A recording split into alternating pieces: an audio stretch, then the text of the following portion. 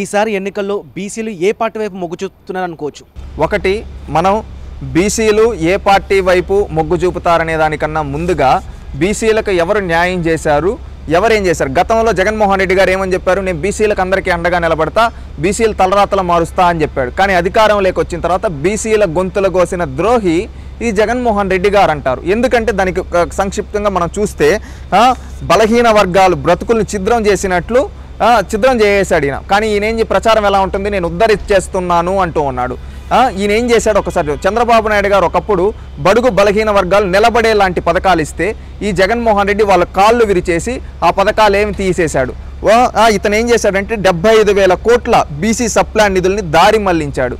అంటే సప్లాన్ నిధులు ప్రతి కమ్యూనిటీకి ఇంతని వస్తాయండి తామాషా ప్రకారం. దాన్ని 75,000 కోట్లు దారి మళ్లించిన వ్యక్తి ఈ జగన్మోహన్ రెడ్డి. అదేవిధంగా స్థానిక సంస్థల్లో ఎన్నికల్లో ఎన్టీఆర్ గారు చంద్రబాబు నాయుడు గారు కలిపి 34% రిజర్వేషన్లు ఇస్తే ఈ జగన్మోహన్ రెడ్డి ఏం చేశాడు తెలుసా, ఆ రిజర్వేషన్ని 24%కి దించేశాడు. దానివల్ల 10% మంది బీసీలు పదవులకు దూరం అయ్యారు ఈ జగన్మోహన్ రెడ్డి గారి వల్ల. టీడీపీ హయాంలో కార్పొరేషన్లకు కావచ్చు, ఫెడరేషన్ ద్వారా 4 లక్షల మంది బీసీలకు 3,700 కోట్ల రూపాయలు రుణాలు, లోన్స్ ఇచ్చారండి. దాదాపుగా రాష్ట్రం మొత్తం మీద 4 లక్షల మందికి 3,700 కోట్ల కింద రుణాలు ఇస్తే ఈ జగన్మోహన్ రెడ్డి 56 కార్పొరేషన్లు పెట్టానని పబ్లిసిటీ చేసుకున్నాడు తప్పితే ఒక్క రూపాయి కూడా బీసీల కోసం ఒక్క కార్పొరేషన్ లోన్ కూడా ఇవ్వలేదు. ఇంకొకటి ఏంటంటే చంద్రబాబు నాయుడు గారు బీసీలకు భూములు కొనుగోలు చేసి అందిస్తే ఈ జగన్మోహన్ రెడ్డి ఏం చేశాడు తెలుసా, బీసీల నుండి 8,000 ఎకరాలు, అక్షరాల 8,000 ఎకరాలు అసైన్డ్ భూముల్ని దోచుకున్నాడు. అదేవిధంగా చంద్రబాబు నాయుడు గారు 5,000 మంది బీసీ విద్యార్థులకి విదేశీ విద్య, 1,50,000 మందికి స్టడీ సర్కిల్స్ ద్వారా శిక్షణ, అదేవిధంగా 2.13 లక్షల మందికి స్కిల్ డెవలప్మెంట్ ద్వారా శిక్షణ, అదేవిధంగా బెస్ట్ అవైలబుల్ స్కూల్స్ వంటి పథకాలను చంద్రబాబు నాయుడు గారు మొదలుపెట్టినటువన్నీ ఈ జగన్మోహన్ రెడ్డి గారు రద్దు చేశాడు. ఇంకొకటి ఏంటంటే 74 మంది బీసీలని హతమార్చాడు ఈ జగన్మోహన్ రెడ్డి. అదేవిధంగా 8 మంది బీసీల పైన తప్పుడు కేసులు పెట్టాడు. అదేవిధంగా 3,000 మంది బీసీల పైన దాడులకు పాల్పడ్డాడు. ఎవరు, ఈ జగన్మోహన్ రెడ్డి, ఈ పెత్తందారుడు. అదేవిధంగా 13 బీసీ భవనాలు, 1,187 కమ్యూనిటీ హాల్ నిర్మాణం నిలిపివేసిన బీసీ ద్రోహి ఎవరన్నా రాష్ట్రంలో ఉన్నారా అంటే అది జగన్మోహన్ రెడ్డి గారు. అదేవిధంగా ఏపీఐసి, టీటీడీ, ఆర్టీసీ వంటి రాష్ట్ర స్థాయిలో ప్రముఖ సంస్థలకు చైర్మన్గా చంద్రబాబు నాయుడు గారి హయాంలో బీసీలకు ఇచ్చారు. కానీ జగన్మోహన్ రెడ్డి తన సొంత సామాజిక వర్గానికి ఇచ్చుకున్నాడు. బీసీ పారిశ్రామికవేత్త జింకా వెంకట నరసింహ హత్య చేసి ఆయన బైరిటీస్ గనుల్ని దురాక్రమణ చేసిన తర్వాతే వీళ్ళ కుటుంబ చరిత్ర మొదలైంది. ఆ విధంగా అంటే వీళ్ళ కుటుంబ చరిత్ర అంటే బీసీలని మోసం చేసి వీళ్ళ రాజకీయ భవిష్యత్తును నిర్మించుకున్నారు. అదేవిధంగా విద్యలో తీసుకుంటే చంద్రబాబు నాయుడు గారు ఏం చేశారు, ఈ జగన్మోహన్ రెడ్డి గారు ఏం చేశారో చూద్దాం. చంద్రబాబు గారు 1998లోని బెస్ట్ అవైలబుల్ స్కూల్స్ పెడితే జగన్ రెడ్డి వాటిని రద్దు కోసం ఏం చేశాడు తెలుసా, సుప్రీంకోర్టు వరకు వెళ్ళాడు. చంద్రబాబు నాయుడు గారు మన బీసీల అభ్యున్నతి కోసం కృషి చేసి బెస్ట్ అవైలబుల్ స్కూల్స్ తీసుకొని వస్తే వాటిని రద్దు చేసేదానికి సుప్రీంకోర్టుకి వెళ్ళిన వ్యక్తి ఎవరు అంటే జగన్మోహన్ రెడ్డి. చంద్రబాబు నాయుడు గారు బీసీ రెసిడెన్స్ స్కూల్స్ ఏర్పాటు చేస్తే జగన్మోహన్ రెడ్డి ఏం చేశారంటే వాటిని నిర్వీర్యం చేశారు. అదేవిధంగా చంద్రబాబు నాయుడు గారు ఎయిడెడ్ స్కూల్ని ప్రోత్సహిస్తే జగన్ రెడ్డి వాటిని కబ్జా చేశాడు. అదేవిధంగా చంద్రబాబు గారు ప్రభుత్వ పాఠశాల సదుపాయాలు కల్పిస్తే జగన్ రెడ్డి విలీనం పేరుతో దగా చేశాడు. అదేవిధంగా చంద్రబాబు నాయుడు గారు స్టడీ సర్కిల్స్ పెట్టి అదేవిధంగా స్కిల్ డెవలప్మెంట్ సెంటర్లు ఏర్పాటు చేస్తే జగన్ రెడ్డి ఏం చేశారంటే ఆ స్టడీ సర్కిల్స్ స్కిల్ డెవలప్మెంట్ రద్దు చేశాడు బీసీ విద్యార్థులకు. పేదలు చదువుకుంటే తన ఆటలు సాగవని ఈ జగన్మోహన్ రెడ్డి దూరం చేశాడు. ఆలోచించండి బీసీ సోదరులారా. ఉద్యోగాల్లో ఉపాధిలో ఎవరు ఏం చేశారంటే మెరుగైన ఉద్యోగాల కల్పన లక్ష్యంగా చంద్రబాబు నాయుడు గారు ఆ రోజు విద్యోన్నత ద్వారా శిక్షణ ఇప్పిస్తే జగన్ రెడ్డి ఆ పథకాన్నే రద్దు చేశాడు. అదేవిధంగా స్కిల్ డెవలప్మెంట్ రద్దు చేసి ఉద్యోగాలు లేకుండా అనేక మంది బీసీలని జీవితాలను నాశనం చేశాడు ఈ జగన్మోహన్ రెడ్డి. కార్పొరేషన్లు, ఫెడరేషన్ ద్వారా చంద్రబాబు గారు ఆనాడు రుణాలు ఇచ్చారు.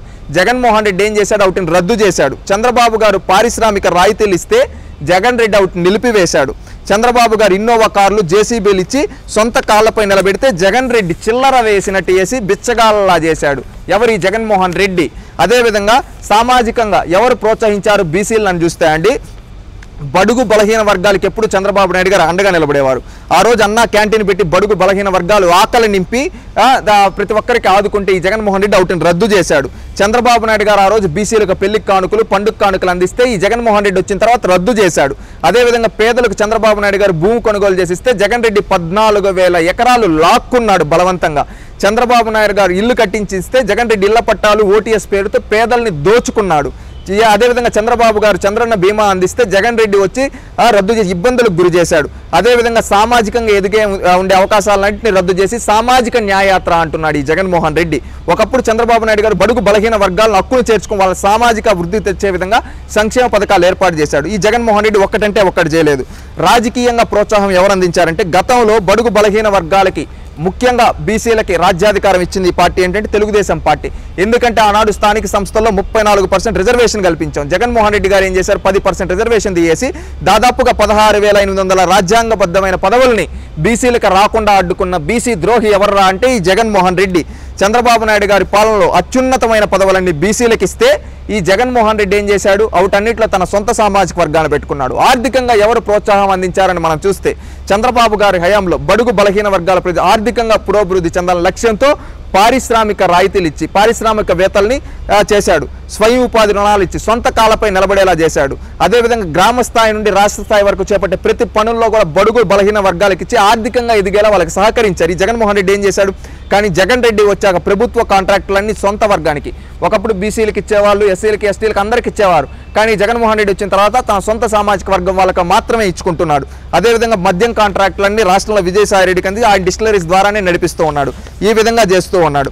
అదేవిధంగా విద్యుత్ కాంట్రాక్టులన్నీ మిథున్ రెడ్డి బినామీ సంస్థ అయిన ఇండోపాల్ షిరిడి సాయి ఎలక్ట్రికల్స్కి ఇచ్చాడు. అంబులెన్సులు తల్లిబిడ్డ ఎక్స్ప్రెస్ లాంటి విజయసాయి రెడ్డి అల్లుడు కంపెనీ ఇక దోచిపెట్టాడు. ఉత్తరాంధ్రలో మైనింగ్ లీజులన్నీ వైవి సుబ్బారెడ్డికి ఇచ్చాడు.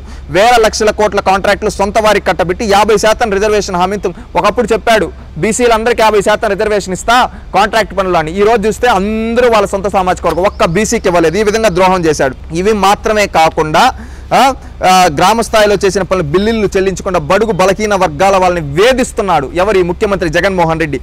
మళ్ళీ ఇంకొకటి అంటాడు నా బీసీ, నా ఎస్టీ, నా మైనారిటీలని.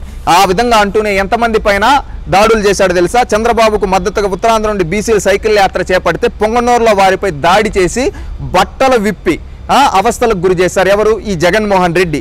నెల్లూరు జిల్లా కావల్లో బీసీ బొందులి వర్గానికి చెందిన ఆర్టీసీ డ్రైవర్ రామ్ సింగ్ పై వైసీపీ ఎమ్మెల్యే రామిరెడ్డి ప్రతాప్ రెడ్డి అనుచరులు దాడికి పాల్పడ్డారు. అదేవిధంగా రేపల్లెలో అమర్నాథ్ గౌడ్ హత్య, విజయవాడలో ధర్మవరానికి చెందిన చేనేత కార్మికుడిపై దాడి చేసింది వైసీపీ నేతలే. ఇదేనా సామాజిక నేత న్యాయం అంటే జగన్మోహన్ రెడ్డి. ఇదే విధంగా బాపట్ల జిల్లా చెరుకుపల్లి మండలం రాజోలు గ్రామ పంచాయతీ పరిలో ఉప్పలవారిపాలెంలో అక్కని వేధిస్తున్న వారిని నిలదీసేందుకు ఉప్పల అమర్నాథ్ అనే బాలుడు పెట్రోల్ పోసి నిప్పంటించే విధంగా చేశారు. విజయనగరం జిల్లా రాజం నియోజకవర్గంలో ఉద్దవోలు గ్రామానికి చెందిన కృష్ణా మాస్టర్ ఏగిరెడ్డి కృష్ణాని రాజకీయ కక్షతో అధికార పార్టీ నాయకులు కారుతో ఢీకొట్టి మరి ఇనుప చవ్వలతో కుళ్ళబుడిచి రాడ్డుతో తలపై చంపేశారంటే వీళ్ళు అర్థం చేసుకోండి. అదేవిధంగా పల్నాడు జిల్లా జంగమేశ్వరప అధికారంలోకి వచ్చిన వెంటనే గ్రామం నుండి తరిమేసి వివాహం కోసం వచ్చిన కంచర్ల జల్లయ్యని దారి కాచి రాళ్లతో రాడ్లతో కొట్టి చంపారు. ఇదే విధంగా కడప జిల్లా ప్రొద్దుటూరు చేనేత వర్గానికి చెందిన అడ్వకేట్ నందం సుబ్బయ్య అధికార పార్టీ అరాచకాలు ప్రశ్నిస్తున్నారని కక్షతో నరికి చంపారు. ఈ విధంగా ఒకరు కాదు ఇద్దరు కాదు అనేక మంది బీసీలపైన ఒక దమనకాండ జరిపించాడు జగన్మోహన్ రెడ్డి. అందుకని ఆంధ్రప్రదేశ్ రాష్ట్రంలోని బీసీలంతా చైతన్యవంతులు అవ్వాల్సిన సమయం ఆసన్నమైంది. నా బీసీలు, నా ఎస్టీలు అంటానే బీసీలను అనగదొక్కిన ఈ జగన్మోహన్ రెడ్డిని, ఈ జగన్మోహన్ రెడ్డి గారి ప్రభుత్వాన్ని గద్దె దించిన రోజే మనం బాగుపడతాం. బీసీలారా ఆలోచించండి రాష్ట్ర భవిష్యత్తు కోసం. ఈ రోజు ఏదో ఒకరి కోసం ఇద్దరి కోసమో కాదు, రాష్ట్ర భవిష్యత్తు కోసం ఆలోచించండి. ఈ రోజు రాష్ట్ర భవిష్యత్తు కోసం ఆలోచించి మనల్ని దగా చేసిన ఈ జగన్మోహన్ రెడ్డి గారిని గద్దె దించుతాం, మన ప్రాంతాన్ని అభివృద్ధి చేసుకున్నాం.